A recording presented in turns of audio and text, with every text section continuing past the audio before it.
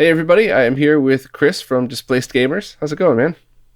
Oh, well, thanks for having me, man. I'm very glad to have you on. I've been wanting to have you on for a long time, but I do have something to admit to you and everybody listening before we start. I start all of your videos, but very often I get through them and I'm like, okay, this is over my head. I'm not a programmer, but this is cool. I'll stick with it. But sometimes I'll get halfway through and be like, no, no, no way, can't get it. Too smart for me. I'm out. so, I've tried to watch all your videos, but while I think you do an excellent job trying to make them so that anybody could approach it, you do have some very awesome program centric videos that I think are needed and I think people really appreciate. I'm not smart enough to understand them. So, an interesting thing about that is, whenever you're making a YouTube video, you have basically a divide, especially when it comes to technology, and you know this, and that is there is a line for entertainment. And as soon as you start crossing into technology a little too far, your entertainment value starts to drop.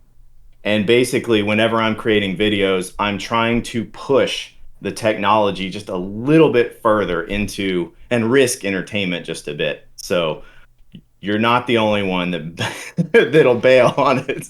But some people stick around and they have a blast. So Yeah, I mean, most of them I do. There's just a few where it's like, if I was a programmer or a wannabe programmer, I would be absolutely drooling over them. But because I'm not a programmer at heart, some of them do go over my head. But I'd love that you go there. I love that you don't just make it about, okay, I got to get the hits. I have to have my 10-minute and 20-second video to get the algorithm. Like, I love digging deep. And even a whole bunch of mine. Like, I have a couple on video capture that is zero entertainment factor. I wouldn't recommend anybody watch that unless they were genuinely interested in the tech behind it. And I'm going to have a whole bunch in 2022 that are basically like, you probably shouldn't watch this unless you're a creator or a developer. So I got to come up with like a little logo. So like my thumbnails would look different for the ones that are developer focused and or something like that. But do you have something like that that I just never noticed, or like your outlines green and all the super tech ones or something? Or no, I just kind of go and hopefully the title, if I'm doing behind the code, that's a bit of a warning label for programming centric stuff. So, and then hopefully if somebody's clicking on, what is Luma, or Hmm. 525 line analog video, they know that they're starting down a rabbit hole, if they start to click on that, hopefully. Yeah, So, you say that though, but I watched the behind the codes on the Ninja Gaiden and how it's different, and I understood I mean, when I say I understood all of that, I didn't miraculously know how to program video games, but I understood all of the points that you were making and how they related to each other. And then, but like I said, there are some of them that are just, I'm not a programmer, so I just don't have the knowledge to get there. So, but yeah, I mean, you're right. The behind the codes are a little more technical, but a few of them just make perfect sense if you've been, I guess, if you have any IT background. You don't even necessarily need a programming background, but that a lot of those really made sense for me from that perspective of commands to how to make things happen at all. yeah, that's really good to hear. I'm glad that you've kind of gelled with it, even if you're like, hey, I'm not really a programmer, And I mean, for some people, they want to be just zeroed in on it, and they'll even comment and say, hey, actually, I have a few comments about how you said this. It actually ties to that. And other people are just like, hey, I'm going to bring a bucket of popcorn and be like, cool, and just move on to the next thing, even if they don't retain any programming stuff, that's fine. Yeah. So. But I mean, obviously, if anybody's unfamiliar, I'll be leaving links to some of my favorite videos you've done in your channel and all that stuff. But you don't just concentrate on programming. You do a lot of things just about video signals and retro gaming and kind of as a whole, how these things work. But I get the impression you're a programmer, though, right? Are you a. Yes. Okay. By trade, I am a programmer. Yes, that's my educational background as well. Gotcha. Yeah. Okay. So that does make sense. But how did you cross over into some of the other stuff, like like the TVL one that you did? And I always forget the titles of videos. I apologize for that, but you'll know the ones I'm referencing, and I'll put them in the description. But the ones with like you talked about the 525 lines, the aspect ratio of CPS games. I mean, those were some brilliant videos that cleared up a lot of stuff for people. How did you even dip your toes in the water for that?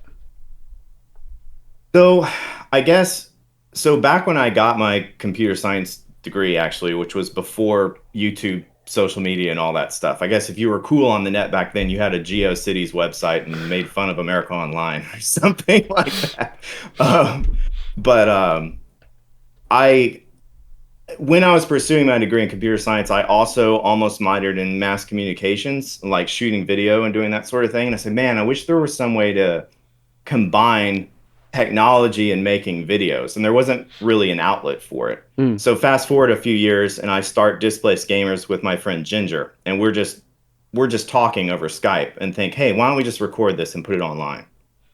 And then move forward a little bit, and I start noticing that people are into square aspect ratio on the Super Nintendo. And if you think back, it's been 20 years since SNES 96, which then became 97, which then became 9X. And I thought, there are probably plenty of people that have played these games and they've only ever seen them in a square aspect ratio. Mm. And and you see people kind of going at it. I said, nobody really talks about this and talks about why it's like that.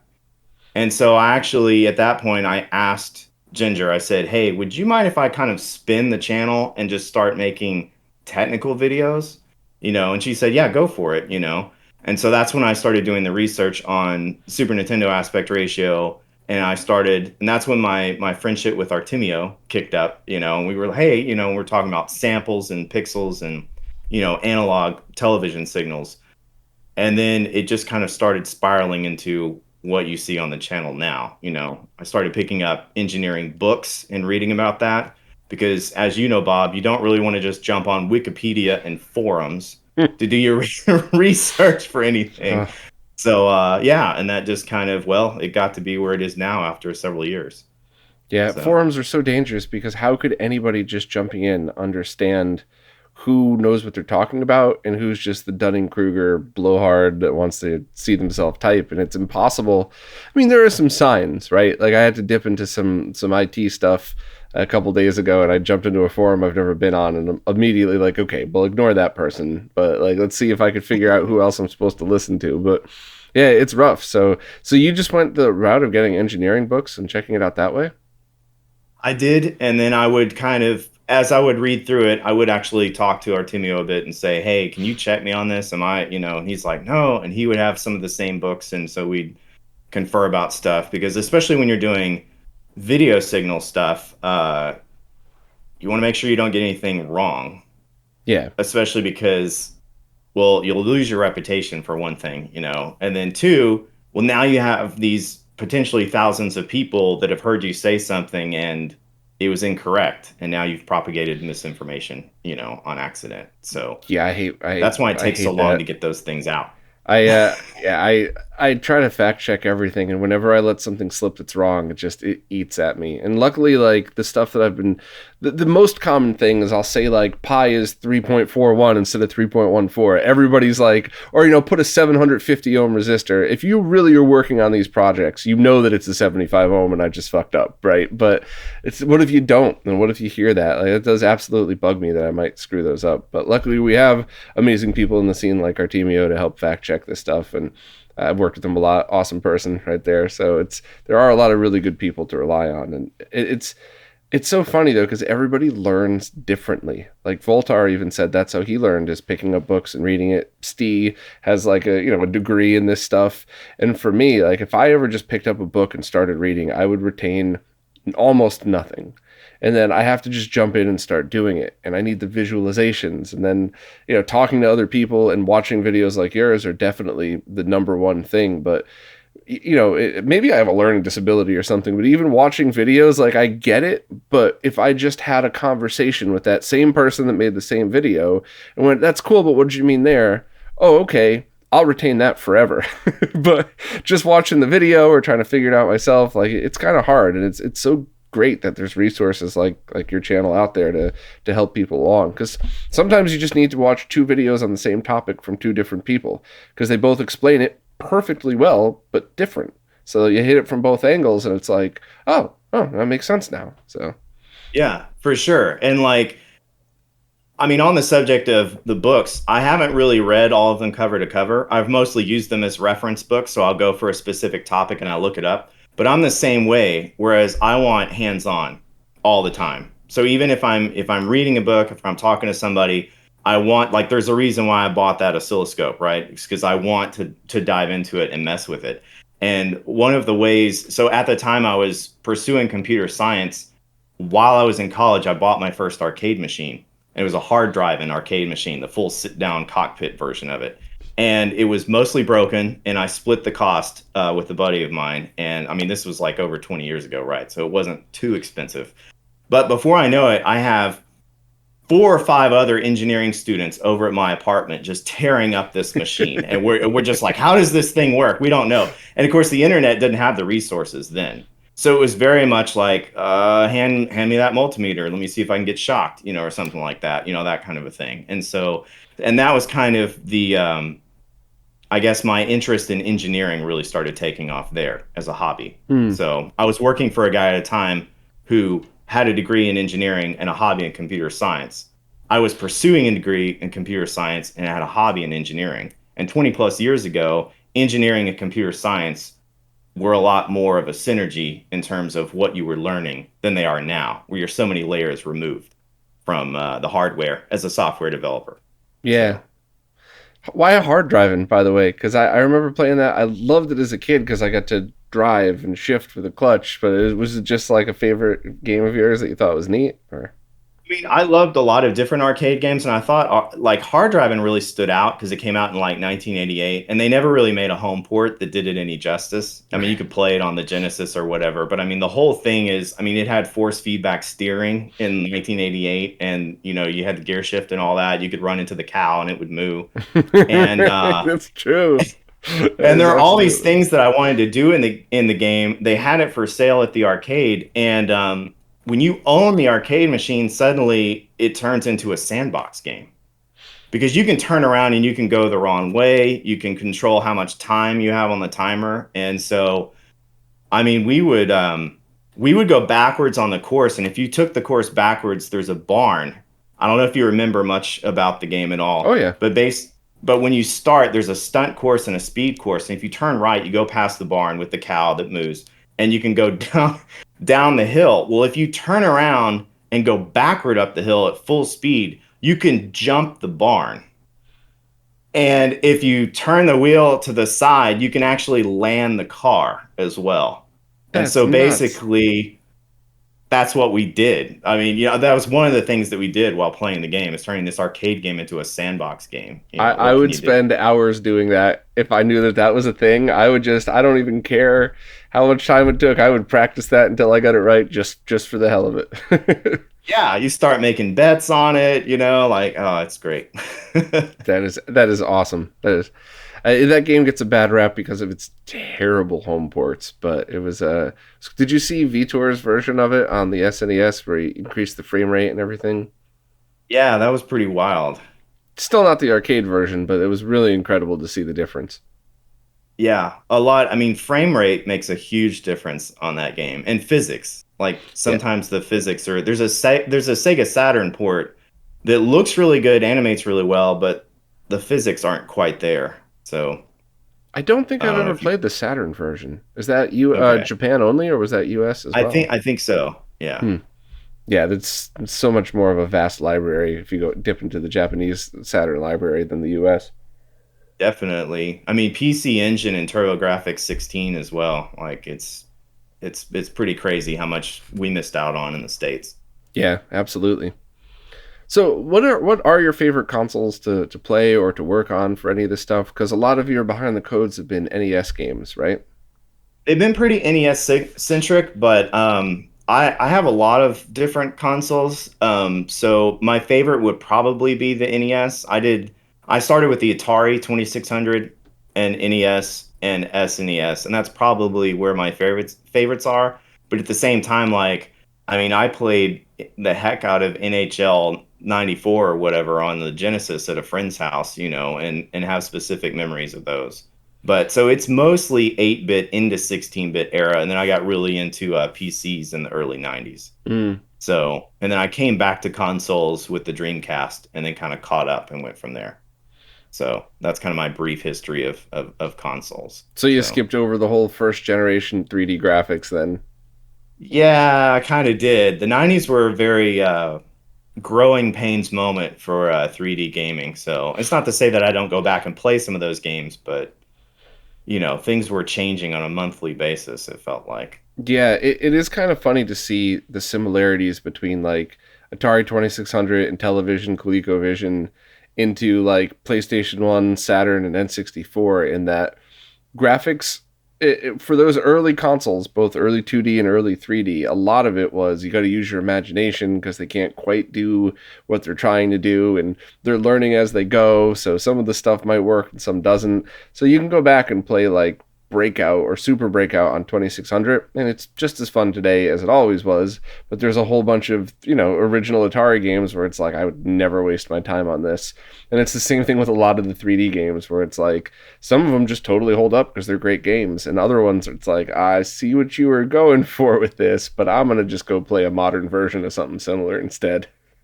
Yeah, yeah, that's for sure. And going back to behind the code, one of the main reasons why I've stuck with the NES is because Messin, if that's the way you even say the emulator name, is absolutely amazing. And sometimes, and you switch platforms, and you may have an emulator that as a gamer, you start playing and you think, oh, this is spot on. And maybe it is.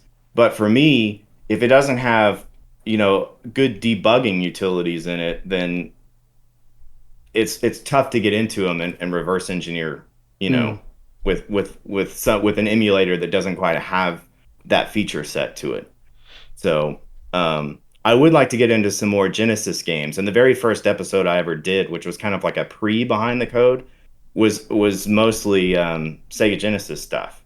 But and you can tell me, but their software emulation scene, software emulation. I want to do a video at some point about FPGA and like software and the word emulation, but I haven't opened that can of worms It's yet. the problem with that debate is that most of the people that will comment are just trolls and assholes because Yeah. everybody who understands the difference already knows and they won't bother to comment, and people that are like, oh, thanks for clearing that up aren't the type to comment. So you go ahead and do that video, but you better just not look at a single comment on it at all because Oh I already yeah. know what Well, it's I going to be mean, like. that's part of the reason why I just haven't done it. Yeah, I've kind of skirted the issue by software emulation and hardware emulation. And people seem to be less upset about that than some of the other things. I know Mark from My Life in Gaming, I think, said simulation once, and I thought it was so well intended, but he got so much crap for that. I'm like, oh, that's not fair. That wasn't bad at all, but yeah, that's a rough one to go down. But anyway, But software emulation tools for the Genesis.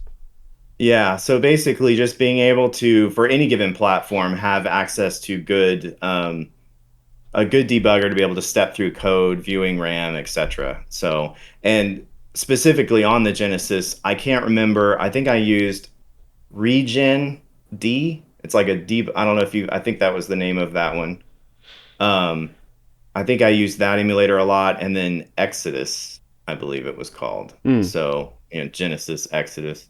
And so, and they were both pretty good, but if you look at some of their development time, like some of them haven't really been updated in years. And of course, you're also asking somebody a lot, if they're doing an emulator in their free time, it's not like unless they got contracted by Sega to write an emulator, they're not really going to get much for it. And Yeah. it's a tall order to write an emulator. Yeah, you almost have to look for emulators that were designed with programmers in mind. Like, oh man, what's Calindra's emulator for the SMS? I'm so sorry, I totally forgot. I covered it a million times on the website too. Um, Man, I'm gonna look that up just because I feel bad. But there are absolutely some emulators that are designed specifically for debugging and stuff like that. So it's that I don't know.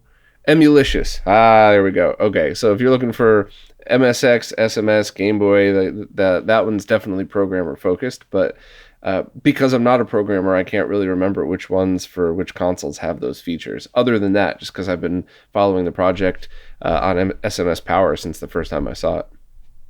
SMS Power is a very underrated website. Yeah. There's a pretty good group of knowledgeable people on that site. And I'm assuming that a lot of people, so I did play a Sega Master System back in the day because I had a neighbor who had one, but it wasn't very ubiquitous in the United States. Mm. So, but but now we have the internet and it's worldwide.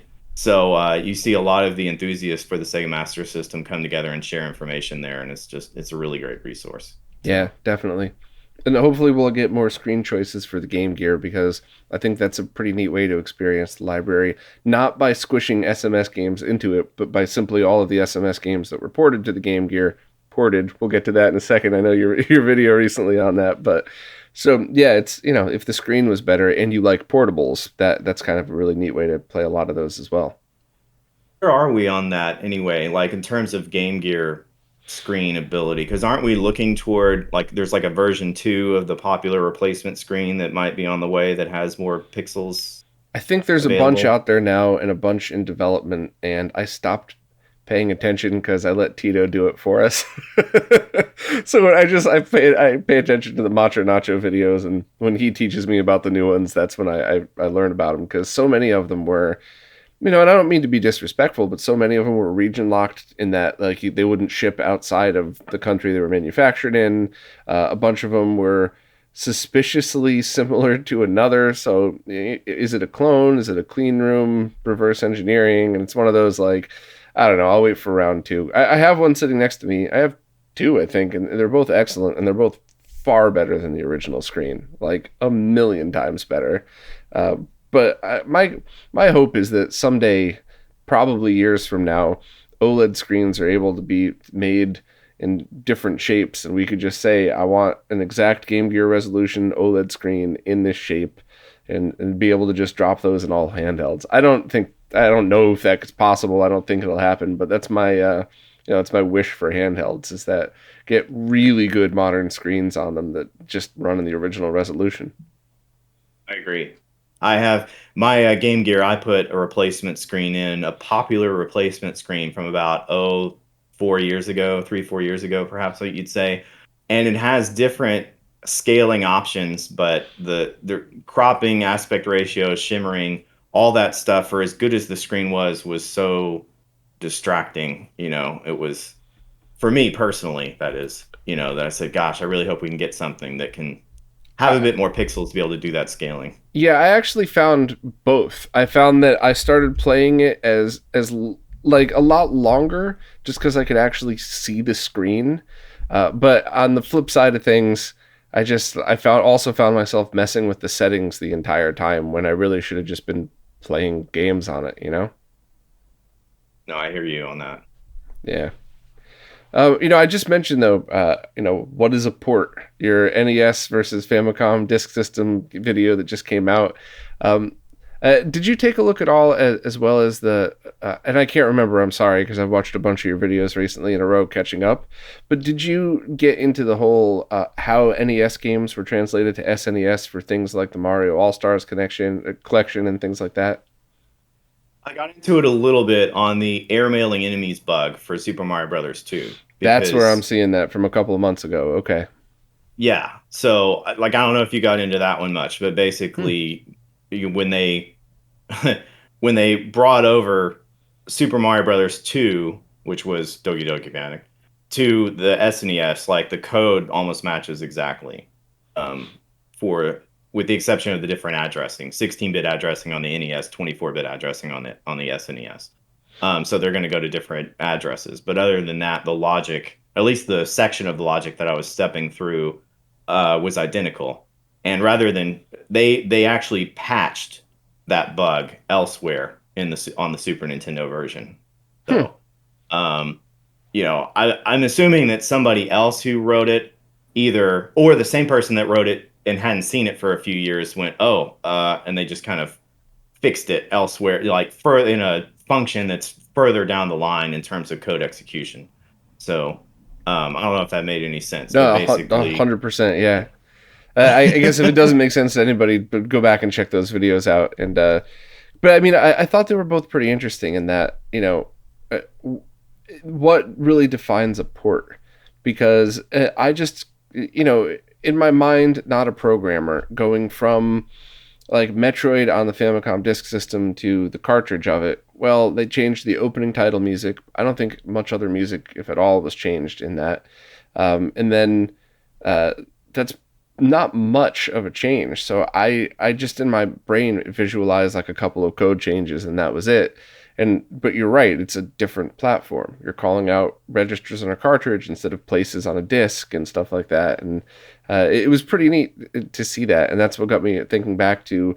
It must have been thinking back to your airmailing enemies bug video about how NES games on SNES for that. And then recently, did you see the Mega Man game that was ported to the SNES? I think Infidelity did it. It was Mega Man 4, I believe, where he basically took the whole game and just translated over to SNES, doing exactly that, changing the registers of where, the code was the same, but where it was called out on the console was different. Yeah, I think I saw that maybe briefly on Twitter, but I hadn't looked into it. But I think somebody tweeted about it, and so I said, "Hey, somebody just port." I mean, people could probably sit down and port all kinds of legal issues aside, could Yeah. port all kinds of NES games to Super Nintendo, and as far as they want to take advantage of the system, provided they know how to code on the SNES. Yeah, because Um, theoretically, you wouldn't have the sprite limit. Well, I mean, it would be a higher sprite limit than you would on the NES, right? Because even though it's the same code, that's a hardware limitation, right? You would have some, I mean, you would have your own set of limitations, true, that are different than the NES, but ideally you'd have more resources available to you. There are some odd things about the SNES though that without going into super technical detail, but basically you could sit down if you're a programmer and write assembly for the Super Nintendo and execute it, and you would say, "Hey, that works." And you didn't do anything wrong. But if you don't know the ins and outs of the hardware that kind of comes together and makes the Super Nintendo, Hmm. it's very possible you're going to have major performance issues, even on something that's rather simple. And I think if you look at the Super Nintendo library from launch and a lot of the stuff that people were developing, you see a lot of slowdown in some of those early games versus the later games where they were a little bit more familiar with the synergy of the Super Nintendo, Super Famicom hardware and can say, wait, no, yes, this works, but if I do it just this way, I gain like a ton of performance. And so that's kind of one of the things you need to know beyond simply how to code assembly, like 6502 assembly for that particular processor, even though it's compatible with the NES processor. That makes sense. That makes sense. That's it's a tricky thing too, because with FPGA gaming, you could have a real console-like experience on an RGB monitor, and you could just do things like turn off the sprite limit and hope the game doesn't crash. And it's a lot of fun stuff that if you're into coding and this is a fun, enjoyable hobby, go for it. But it's not like the community as a whole would have been begging for this 10 years ago. And now that you're able to do a lot of this stuff and still have a great gaming experience, it's like, that's really cool, but I'm just going to load up my Mister and increase the sprite limit or something like that. Or I guess even on the AVS has that through the cartridge. You could plug in an original cartridge and try that as well. So it's always fascinating, but it is kind of funny to see how everything's evolved and that what gamers want versus what other developers and tech people feel like doing for fun because they want to.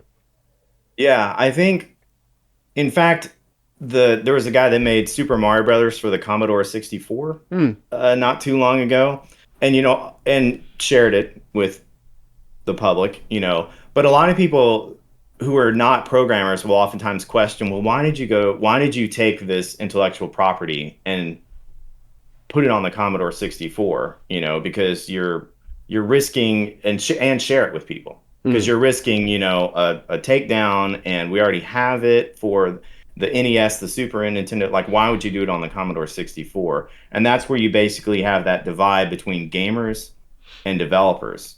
And well, I did it because, do you want a Ferrari that sits on your desk like a little 125 scale Ferrari, or do you want to buy a model kit and put it together and paint it and have something that is almost identical to something that was made in a factory. It's about the journey more than it is the end product, you know? It's a great analogy. I'm totally stealing that. I'll credit you.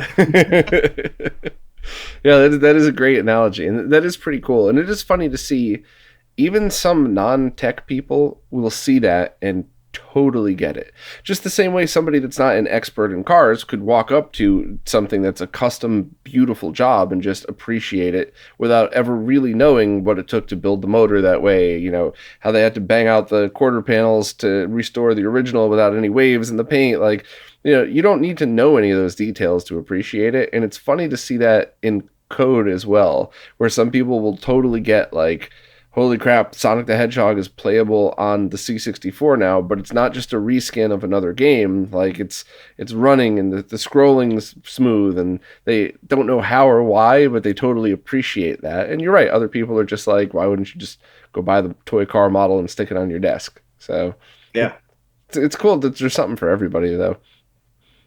for sure. Yeah. Like everybody has a different point of view on, you know, the same thing, or they take a different path, you know? Yeah.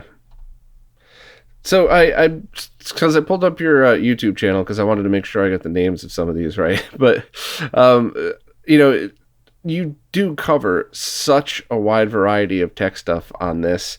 You know, I guess your Super Nintendo aspect ratio was the first like technical from that perspective video that you did. But you know, you certainly go through quite a bit of other stuff here. What do you think's been your favorite to work on so far? You know, I think the MSX video of all things, Really? scrolling sprites and stereotypes, because I think often in the gaming community, if you ask them, hey, have you heard of the MSX? Do you know anything about it? Their first gut response is, oh, it has Metal Gear and it has Castlevania. Mm. And that's it. And that's all that they would know about it. And so that is actually why that video opens with me putting an NES down on a desk and saying, this is not an MSX, you know, and kind of spinning into, it's not a console, it's a computer. It has its own lineage and evolved over the years. And especially for Americans, they're unaware of how it evolved in Japan and then also how it had a presence in Europe. And the more you look into that, the greater a rabbit hole it is. And so I just wanted to basically put as much information about that system as I could and just put it out there. Mm. And you've encountered the divide between retro console gamers and retro computer gamers, and Yeah. how if you start talking to somebody about, say, the NES or SNES, and then you start kind of saying, well, what do you think about the Genesis and the Master System, and when did you get into 3D? But if you start talking about the Commodore 64 or the Apple II GS or the MSX, like suddenly you've kind of lost them and they just go, I don't really have any interest in that, you know. Now it could be that's changing thanks to the Mister. I don't know. Yeah, so I think everybody probably had some experience on some kind of retro PC, but what experience they had would really make the biggest difference in their nostalgia and their interest in it, right? So if your only memories of retro PC is playing Oregon Trail in your school library on a monochrome Apple II GS, you know, with a crappy 5 1/4 inch floppy drive, like, you know, it might be neat, but you're not going to have love for it. But if you've put hours of your life sinking into a game where, you know, on any one of these platforms, that's going to be where your interest lies if you're looking back into it. And younger people getting into it today, it's the same type of thing. And, you know, PC gamers might be really interested in older PCs, and console gamers might be interested in older consoles. But I've seen the disconnect when you're just talking about what, you know, what is the biggest interest, but I've also seen the curiosity be the same.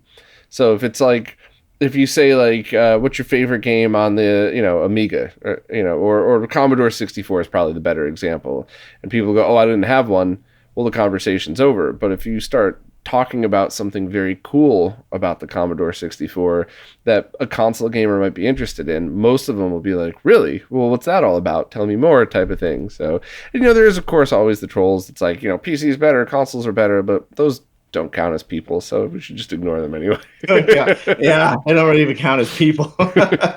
Took their human card away. Get out of here.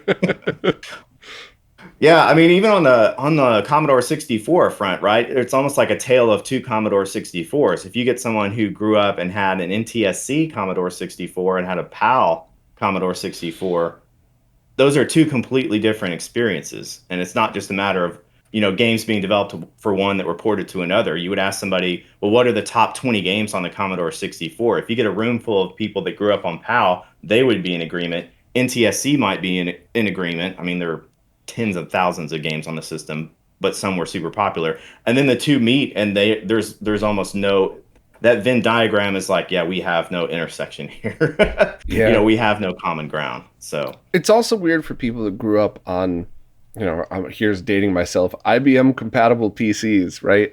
Because the path that we took isn't really much different than today, in that, it's, on one hand, it's wildly different, right? You used to have to boot into DOS, manually program your auto exec batch file to get your Sound Blaster in there. Like, it's way different than today, where you plug in a device and if you needed a driver, you're all like, what kind of moron didn't bake the driver into the, So, but it's still the same perspective of, you're sitting down with a keyboard and mouse, you're booting into programs, you're booting your games, you usually have to do some kind of tweaks to get them going. And a lot of those games are still playable in the same way through DOSBox, or, some of them could just run and you just have to tweak it a little bit. So going from there, it's not that people wouldn't have retro PC love for it. It's just, it was something that stretched out over such a long period of time. Whereas, like, when I had my TRS-80 as a little kid, once I moved on to another computer, that was it. I never really went back. I had my dad's Tandy 1000.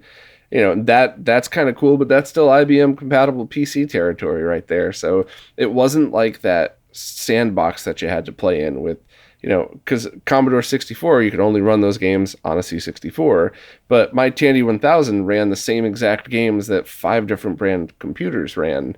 So, it was, PC gamers could just encompass so much, at least here in the US. I'm not sure growing up in different places.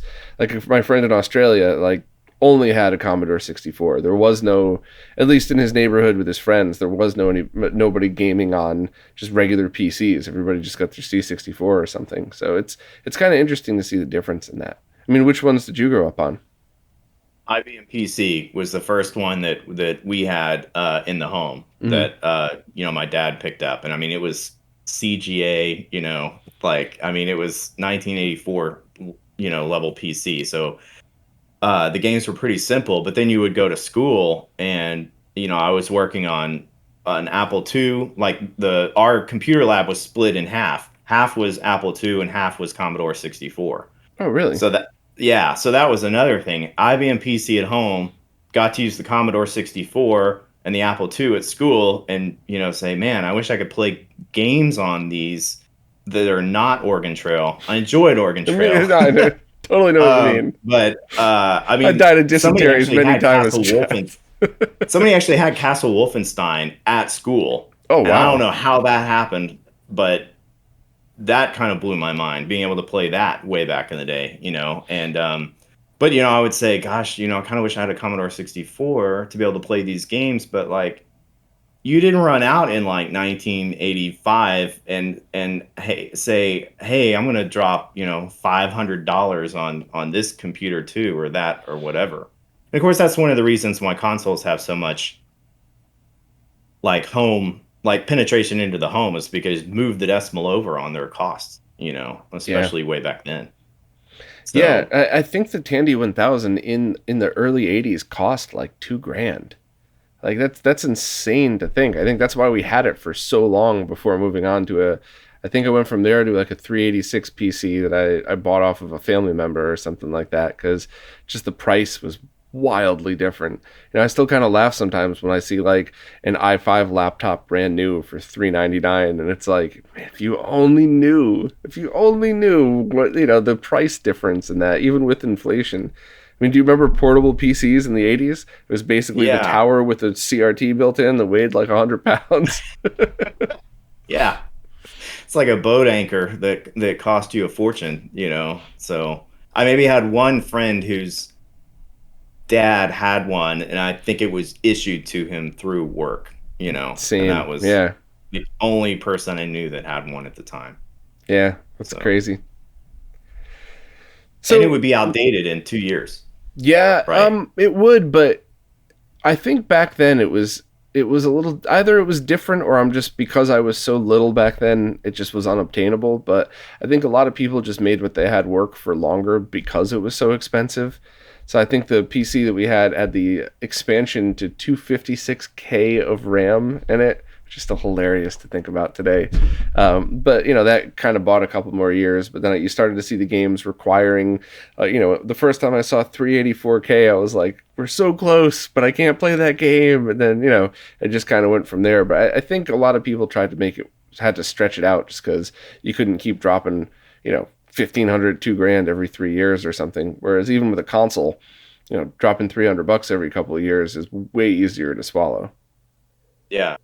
Yeah, the console, it's amazing how consoles continue to get closer and closer to PCs in terms of their hardware configurations and just kind of evolution. Like the idea that we have consoles now where you have a pro version of a console that comes out, same gen but higher performance, is a parallel to, I mean, owning a PC. I mean, even like in the 80s, King's Quest 4, right? They released two versions of it for the PC, but one was lower resolution EGA that they'd had, uh, and then for a few years, and then well, now they have a higher resolution, a double resolution EGA version. But well, which computer do you own? Are Mm. you still going to need the old one, or are you going to need the new one? And that's when you start seeing like, hey, it's time to upgrade. Sorry, you can't run games anymore. You know. Yeah, So yeah, it's frustrating. yeah.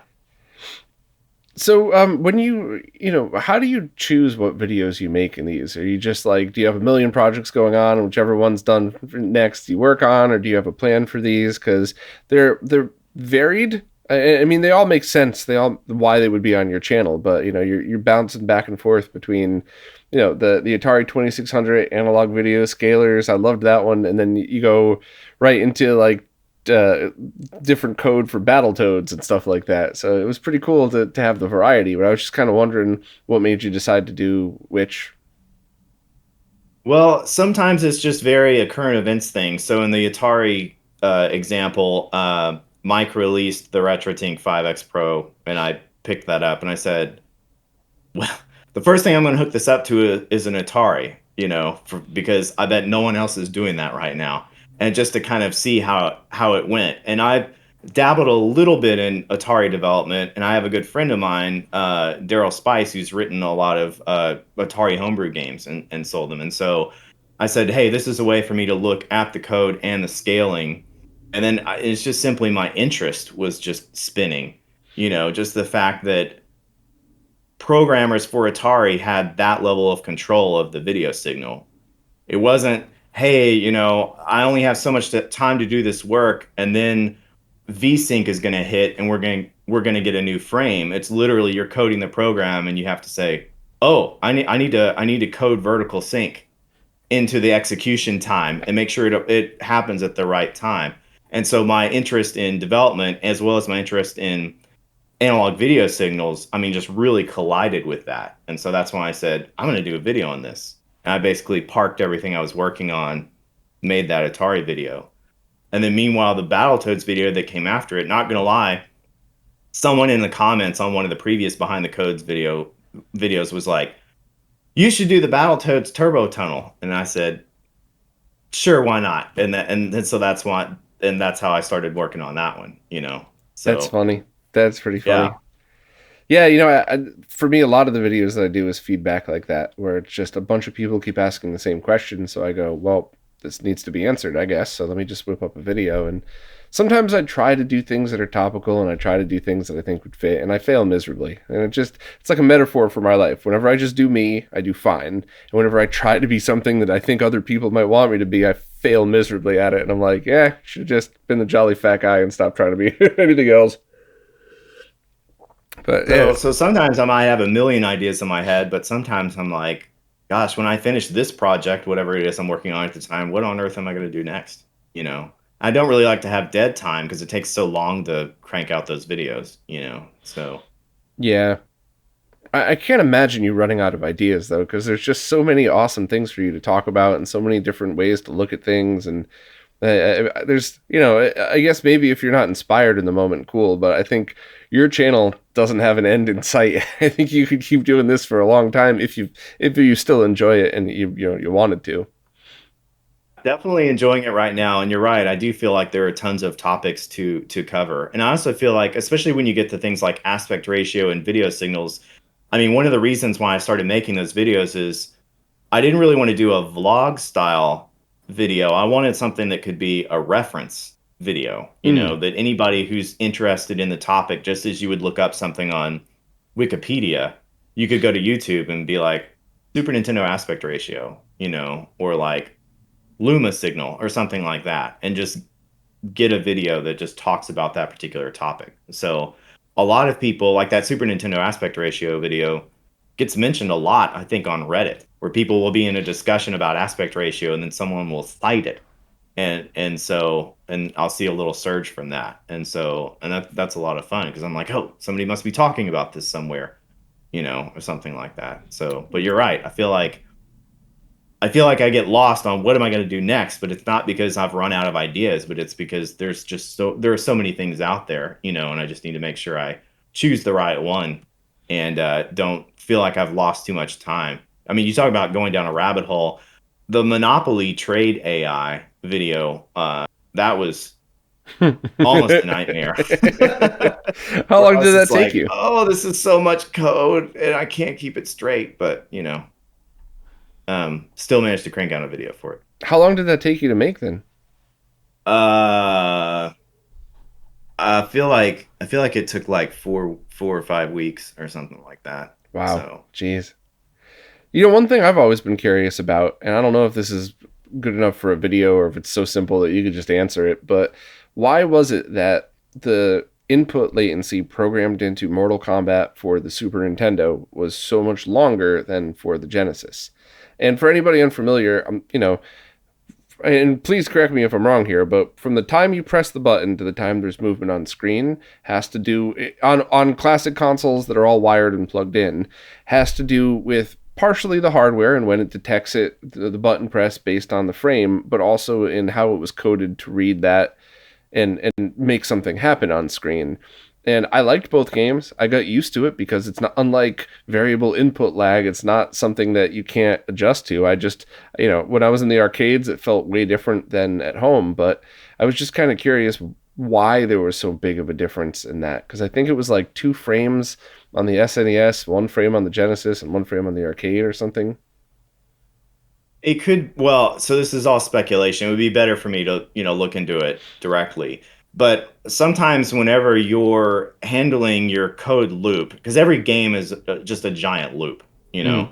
and you have a frame that's output, and as that frame, at least for instance on the NES, as that frame is being output, you're basically racing the clock before VSync hits to be able to prep everything for the next frame, collision detection, user input, etc. If you have some sort of animation progress, and also how quick does an enemy respond to the button press? Like, does it need to figure out a lot of that AI before you actually see the response or not? So it's a combination of that, and as well as how efficiently the programmer wrote the work, right? Mm. Because if you don't finish all the work you need to do in the right amount of time, then you have to repeat that same frame the next 60th of a second, you know? And if that happens a whole lot, your frame rate, it starts stuttering, slowing down. You're like, man, there's a lot of slowdown here. But sometimes that can happen at such a rate that maybe you aren't really detecting it, but it's just like they're trying to churn through so many things that it's just they can't get all that work done in time in order to get your input for that frame. They're like, well, whatever, we'll pick it up the next frame and start processing it then. And That so makes you sense. you you lose that frame. Now, the only experience I have specifically on that is in The Legend of Zelda. I don't know how much of the collision detection video you watched because that one did get kind of complex, but there is a wind up of 4 frames, I think, whenever you use your sword to stab an enemy in the original Legend of Zelda. So when you press the button, you see the sword like 4 or 5 frames later. And that's not input lag. Literally, the programmer has it loop through 4 frames and says, "Okay, now when for Link to stab the sword." And there's I put a game genie code in there so you could turn that off. So then you could sit there and like I mean rapid fire Link's sword if you want to because there is no delay before usage. So it's like, do you do a delay or do you do a cooldown if you want to restrict how quickly someone can attack? Like that's Mm, one thing that somebody would have to think of whenever they're coding the game. that's interesting. I do remember that video. It did get a little complicated, but I stuck with that one. But Yeah, man, that's pretty. but All that stuff's very fascinating to me too, and it's also understandable. You have a big IP like Mortal Kombat that you're bringing home from the arcade. You have X amount of months to do it. They've already announced the release date. Is it working? Yes. Okay, we got to get it out the door. Like I totally understand all of that, especially back in the day where there were no software patches on day one downloads. Like that's it. Right, so you make it work, get it out, cross your fingers. But I mean, I guess that's why we're seeing a lot of people do things like the Doom 32X Resurrection, where people are doing things that are just ridiculously amazing on original hardware that could have been done back then, but probably not on those budgets in that time period that they had and the tools that were available, I guess. yeah, like understanding the programmer ability and business demands Mm-hmm. is a lot of times the end user, the gamer in this case, would say, "Oh, the programmers just didn't know what they were doing." And it could, and you might say, as the programmer, "I can code this in 6 months and it'll be amazing." And the business would say, "Great, do it in 2." Yeah. And that was that. And there was no Yeah. way to catch up and patch it later in the cartridge days. You just had to do it. So Yeah, I remember, I think a somewhat decent example is modern vintage gamers coverage of the when Mario 64 was decompiled or completely reverse engineered, and then when people were recompiling it, they were getting it faster performance. And it's just, I enjoyed the perspective of there could have been so many things involved in that, including just very basic, like, no, compile it the safer manner because these got to ship next week and we're not retesting every aspect of this game just because you found a new way to compile it. Like, go back to the other way, and that's it. We're out of time. So it shouldn't really have been considered a mistake so much as just what they had to work with at the time. But I'm sure their engineers, if they could have, would have then gone back and tried different things. But heck, even as even in IT and even for some of the development stuff that I've been doing for years now, in that I often take the safer approach first because you don't want to be troubleshooting things like compiling errors. You want to be troubleshooting what you're working on, and then okay, we'll go back and figure out a different thing. So, it's easy to see how time constraints could have just made that what it was, and you could apply that to so many of the things that you found, so many of the things that you talk about, and of course even just artistic choices, right? That's how long it takes from Link to stop swinging a sword to get ready and swing again a second time. So, yeah, it really, I mean, even like writing, I did some DOS development in around 93 in like Turbo C++, right? And I was writing just a game for fun.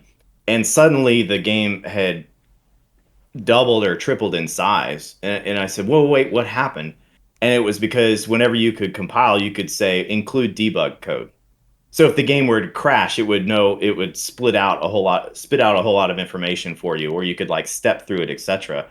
And I had the little exe file to run it, and I was like, why is that so large? And it was just a matter of like unchecking a box. mm, So if somebody is working on a game in a big professional situation, like I don't know, Mario 64, for example, it could be that they have it ready to go and then say, no, we need to fix a few things, and then they like turn debug code back on, and then they ship it and it works, but oh, we didn't turn that off. But if you didn't really notice any performance problems during that moment of testing, you wouldn't have noticed it, in time to be able to at the right part of the game that says, wait a minute. Like wherever where was the example? I think it's like in a water level or something, and you come up. Is it like a submarine The or yeah, in the frame rate is very it is a noticeable difference if it's recompiled in the faster one, but that was just, that was the main example. So unless their testers got caught in that exact spot and picked it up, how else would they have known, right? right? Yeah. So it's just kind of one of those things. And again, like cartridge days, right? It's totally possible that had Mario 64 debuted on the Switch, that a month after launch they'd release a patch and it would just say performance improvements, and that would be it. And you wouldn't have any idea what they fixed, but you'd say, okay, Yeah, you'd have and no idea that the entire code, not the assets, was being deleted and re-downloaded with the newly compiled version. You just saw performance update, and that was that. So, yep. yeah, that's pretty neat.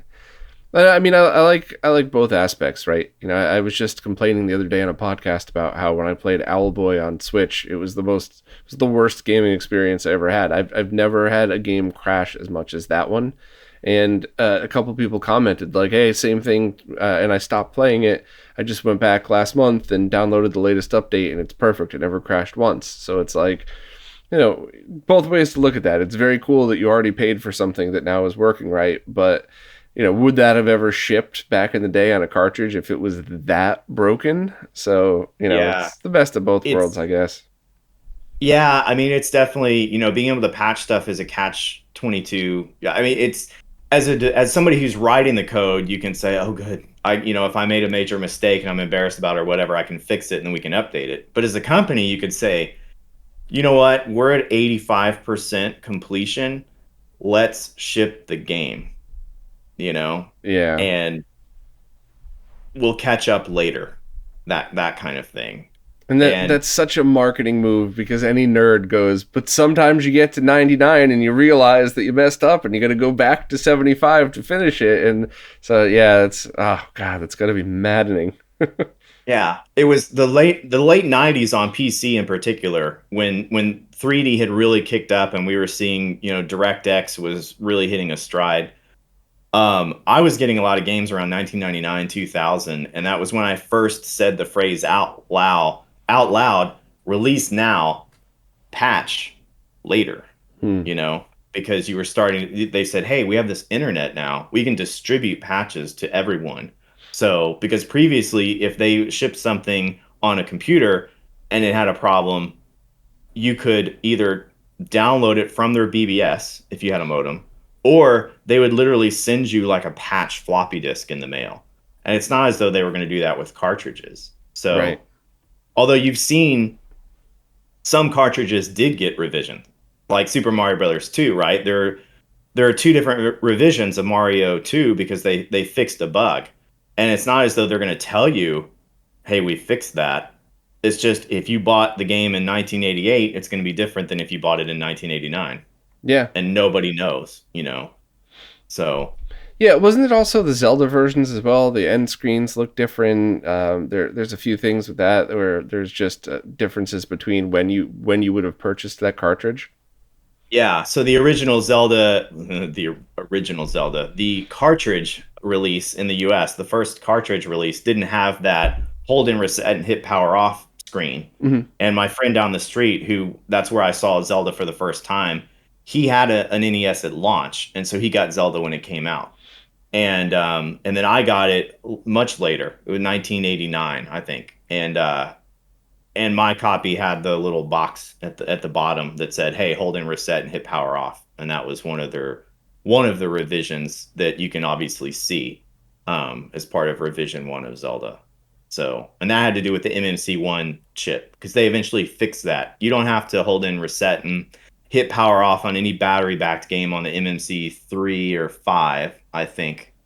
Um, I definitely didn't have to do that when I bought it. I didn't get my NES at launch. I think it was more like 89, 90 something. Probably 89, I think, is when I got mine. But yeah, I never once had to hold reset in order to have the save file. That always just worked for me. And I played through that game a couple times when I was a kid and never, I never lost the save or anything. Yeah, it has something to do with, I think, like power decay. So like when you turn off the console, it still kind of runs the Hmm. software a little bit and then just kind of peters out. Whereas like holding reset in like basically holds the processor, in a hey, don't process anything, and then you hit power off and you can release reset. The only saves I've ever seen corrupted, I think, were Zelda 2.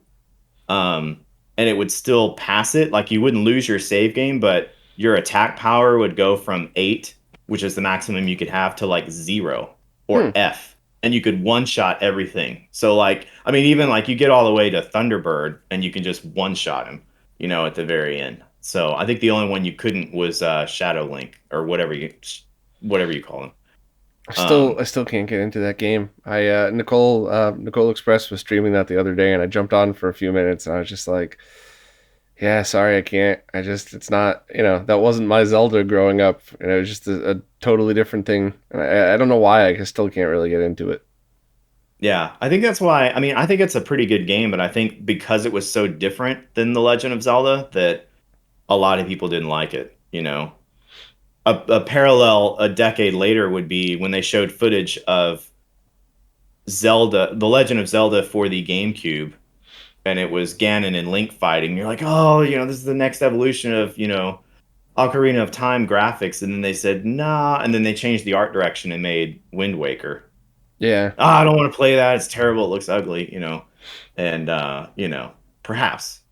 But like you said, it's like, it's not the Zelda they were expecting, to make a yeah, loose parallel, that was you know? definitely the art direction was a choice in that game, but it was still a 3D feeling Zelda, right? So it, that part was cool, but just the 2D side scrolling sections are just like that's such an un-Zelda thing to do. You're only supposed to do that when you go in the cave to get your bow and arrow or to skip through the levels or something like that. It's kind of neat. I don't know. Maybe I'll revisit it or something, but I don't know why. I never that was never my thing. I could never get into that version of it. I keep trying to have an open mind, but I don't know. We'll see. Maybe somebody will do some crazy SNES port of it, like they did with the BS Zelda stuff, and make a new version of it, or that I'll try to get into. But it's kind of hard. It's funny, Nintendo never really did anything with that stuff either. You don't see that too much, right?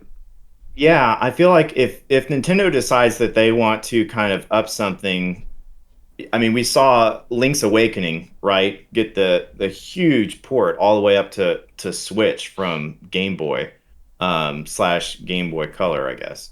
Um, and that was a big change. But something like Zelda 2, like they left a lot of that stuff behind, with the exception of Mario All Stars, I guess. Whenever when they did Super Nintendo, and I assume it sold really well. I mean, I don't know if you happen to know off the top of your head how well something like Mario All Stars sold back in the day as a collection. No, but everybody I know had one. That's for sure. Because it was, and the number one thing that all of my friends loved about it was that we could go and play Mario or all of the different Mario games and save in the right spots so you don't have to go back from the beginning. So you could take more time exploring and less time just grinding through because you don't want to have to go through the first, 6 levels again before getting to the hard parts. So yeah, it had to have sold well enough. And it's so weird that Japan got the BS Zelda, but not anything like that in the US. And you would have thought that would have been a pretty big seller is like a redux version of Zelda 1 and 2 with the 16-bit graphics.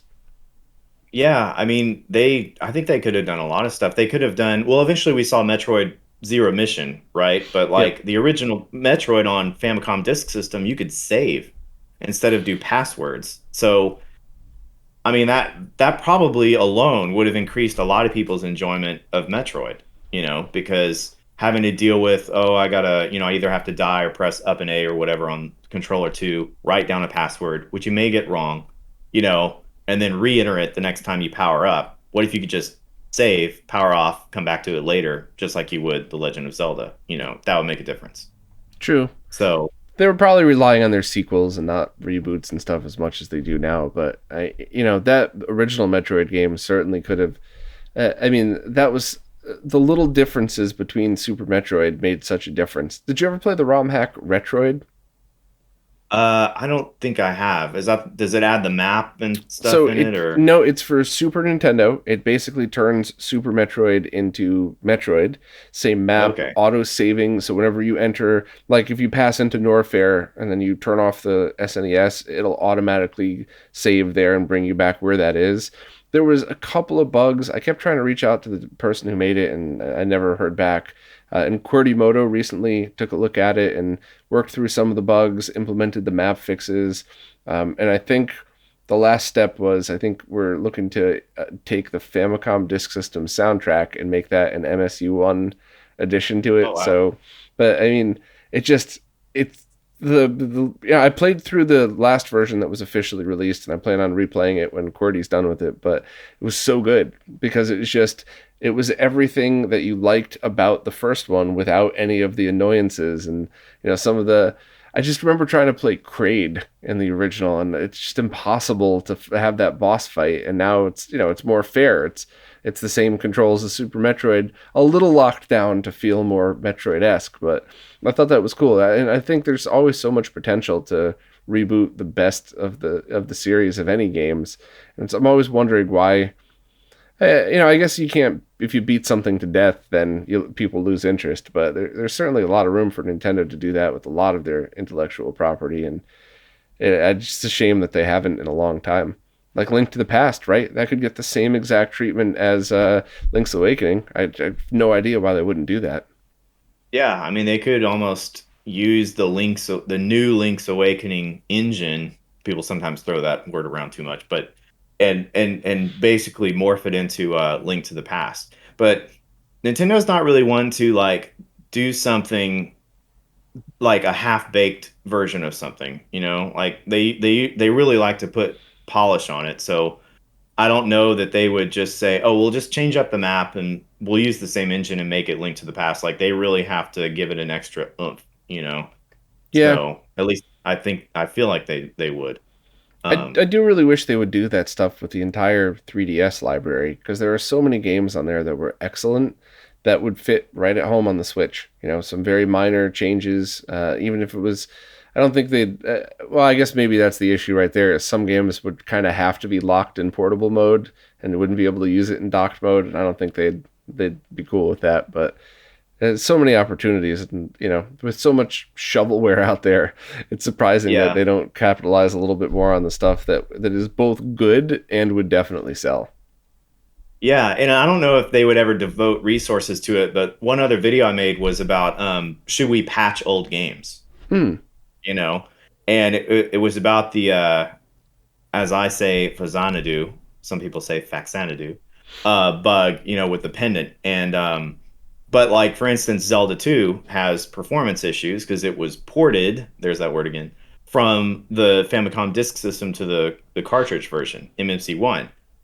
Technically, if you had somebody at Nintendo who's familiar with NES programming, I don't know if they still have people employed that are or would care, they probably wouldn't take that much time, especially having access to the original source code to basically say, let's make it an MMC3 game and just see what happens, or let's tweak this thing here. And now the Zelda 2 that's on whatever the heck they call the virtual console stuff these days would have improved performance instead of just being a ROM from 1988, 89 that's continually been stuffed in an emulator and released on a new platform.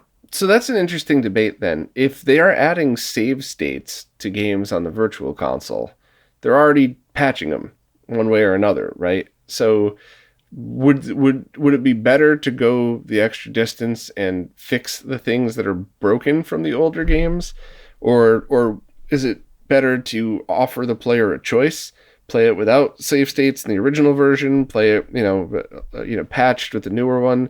It's kind of an interesting thing because that was certainly something that talk about misunderstood because Twitter limits your characters. That was a whole debate 2 years ago or something about should you play games with save states. And the answer to that is so easy and do whatever the heck you want. Just if you're about to enter a tournament or put your bragging rights, you don't beat a game with save states and try to talk down to people that beat it without it. It's just two completely different things. And but it's kind of the same type of debate in that, do you change history for the better? Do you tell people to experience it the way it was? I think having the choice is probably the best answer, but it would be cool to see Nintendo go back and fix a bunch of that stuff that's easy to fix, especially if there's already community patches out there. Romhacking.net has just romhacking.net is just a treasure trove of stuff like that, where you can go through and get performance and quality of life updates, and it would be kind of cool to see them do that. Or if Nintendo ever embraced the community and just, as you load up the ROM that you've legally obtained through the virtual console service, you could choose whatever patches you want to implement that time when you use it or something. That would be neat, but I don't think we'll ever see that. I mean, I think it would be fun. I don't think anybody is going to make a device like this because I don't think there's a market. But if we had like a modern day Game Genie device Hmm. that had some sort of, gosh, it could even have like Wi-Fi, but technically you would put your cartridge in that and then put it in your Nintendo, and it could hit up romhacking.net, and you could just apply the patch, on the fly, or save Game Genie codes and choose from a pre-selected, cheat thing. But I don't really know that there's a market for that for those that do enjoy the actual cartridge retro gaming versus those that would just say, well, I have a flash card that can do that, so Yeah. I'll just go that route. Yeah, I can't remember correctly, but I think Mister was working on the Mister team was working on something like that, where you could choose your patch before loading a ROM. But that might have only been for one core, and I might be taking it out of context. That might be something totally different. But I like that idea too. But you're right; it's a lot of work to have to do that with the original cart.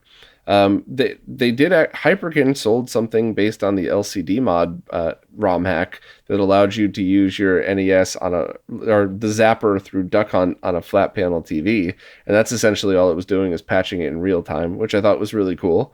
So, just in light of what happened this week, right? Hyperkin definitely gets props for some stuff. They're not the big evil company. That was certainly a really cool one, and it was done with permission. They didn't just steal the guy's patch. So, it's kind of neat to see that. But yeah, you're right. Maybe just like a Game Genie that with one of those cheap Wi-Fi chips in it. So you connect it to your network, and then you just pull out your cell phone, and then you could select what patches you want for that game. That might actually work. That's true. I mean, theoretically, you could also, I mean, even if you didn't have an in-game menu, you could use your cell phone to edit RAM on the fly or edit the ROM on the fly if you wanted to.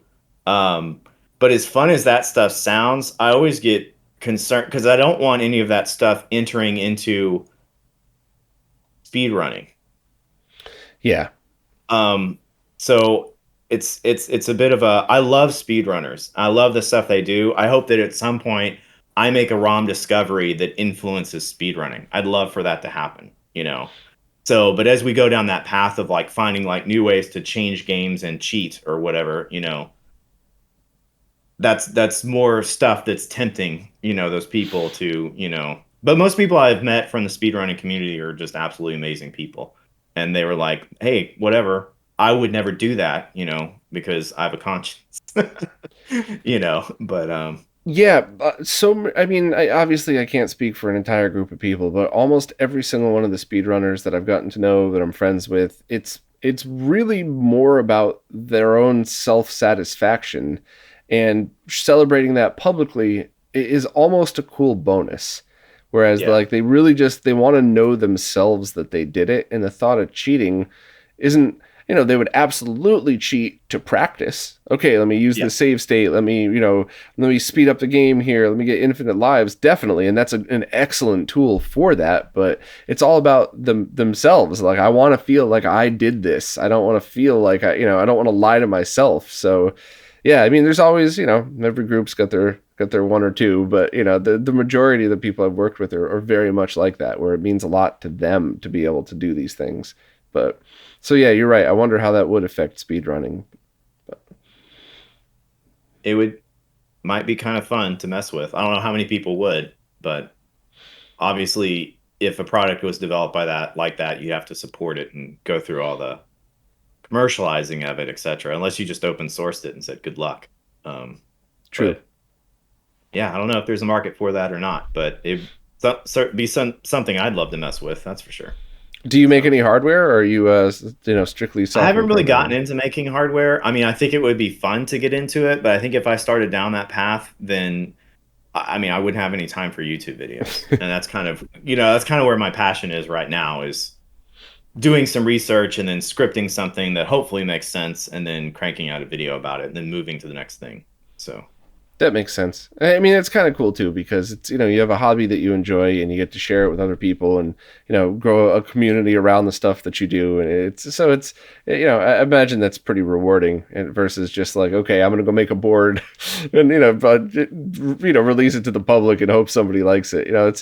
It's to some people that is the community that they've built, but you've already dug your heels in pretty deep and have a pretty awesome library of videos to go through. So. thanks, Bob. I really hope to continue to grow it over the years. So, keep running with it. Yeah, absolutely.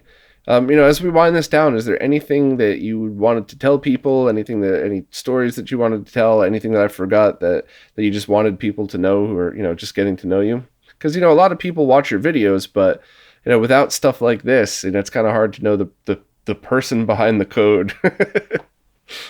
Yeah, just I hope that everyone, like, no matter how technical or not technical they are, I hope everybody feels welcome to watch it because I really do want to just simply share technology and the things that I'm learning with them. So, and the people, the viewers of my channel now, the community is large enough and is full of many people who do software development for a living. And so if you have a question and you post a comment on that video, if I don't get to it, it's quite possible that somebody else will.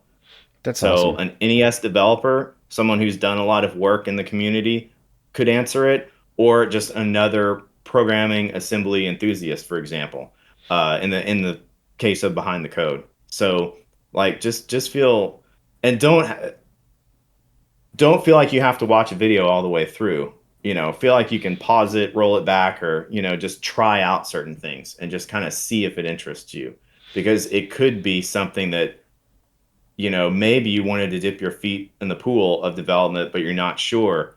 And as soon as you start watching that video, you might leave my channel and start doing more research and coding. I mean, that's great. If you feel inspired to do that, do it. And if you're a teenager, I've had some people comment who are in high school or they're looking to go into college and pursue computer science, like watch it. It might be a career launch pad for you in terms of interest, That's a very good point. So like don't just think, oh, it's just a video and I'm not, it's more technical, it's more lecture like, it's not as entertaining. Like take from it what you want.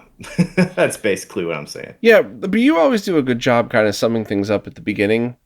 So, you talk about the problem at hand, you talk about what it is that you're going to be discussing, you show some examples. So I think that's as inviting as anybody could ask for, right? I think anybody could watch any one of your videos randomly, just click on it and get a sense of what it is that you're trying to explain, and then kind of go, neat, but this one isn't for me, or holy crap, I always wondered why this was the way it was. I can't wait to see all the extra details and learn about this. So I do think you've already nailed making your videos welcoming to people. It's just, the typical YouTube crap. How do you make the thumbnail the most appealing? How do you get caught in the algorithm? How do you deal with that? But that's everybody's struggle.